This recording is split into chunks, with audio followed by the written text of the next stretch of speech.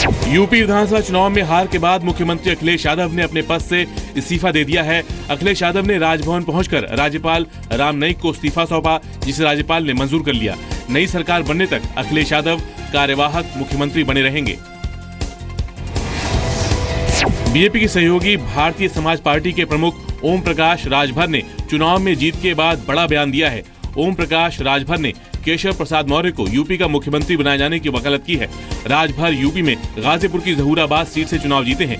उन्होंने हरिजन एक्ट और दहेज अधिनियम में भी बदलाव किए जाने की बात कही है। यूपी के रामपुर में जीत का सर्टिफिकेट देने पहुंचे आजम खान चुनाव अधिकारियों पर भड़क गए।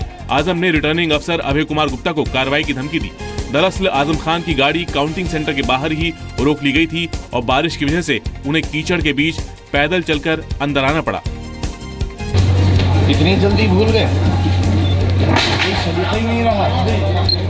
पैदल बुलाने का शौक था तो कम से कम रास्ता इस काबिल होता कि पैदल आ सके। अपमानित करने का शौक था पैदल बुलाने का।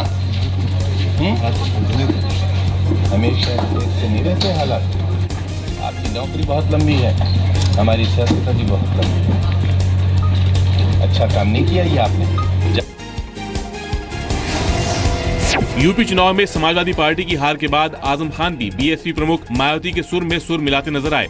आजम खान ने भी ईवीएम में पहले से 20,000 वोट डालने का आरोप लगाया और दलील दी कि दुनिया के कई हिस्सों में ईवीएम का इस्तेमाल बंद कर दोबारा से बैलेट पेपर का सिस्टम शुरू किया गया है।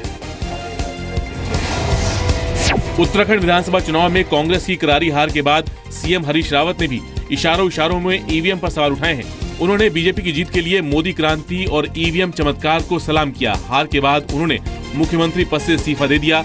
हरीश रावत हरिद्वार ग्रामीण और किच्छा दोनों सीट पर चुनाव हार गए हैं। यूपी में फैजाबाद की गोसाईगंज सीट से विधायक बने इंद्र प्रताप तिवारी अब शादी कर सकेंगे। खब्बू के नाम से मशहूर इंद्र प्रताप ने विधायक बनने तक शादी नहीं करने का संकल्प लिया था। इंद्र प्रताप तिवारी अपना दल के टिकट से बीजेपी के चुनाव चिन्ह पर चुनाव मैदान में उतरे थे।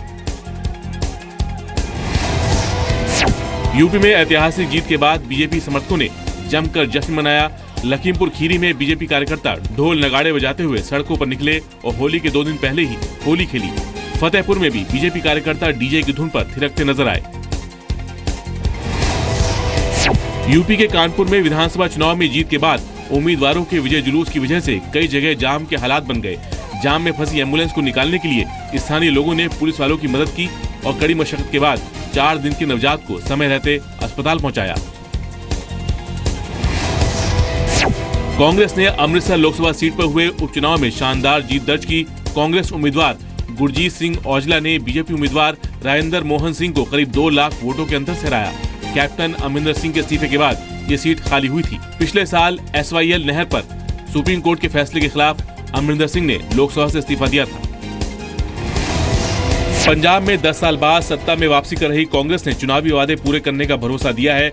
बठिंडा शहरी सीट से चुनाव जीतने के बाद कांग्रेस नेता मनप्रीत बादल ने बादल सरकार पर निशाना साधा।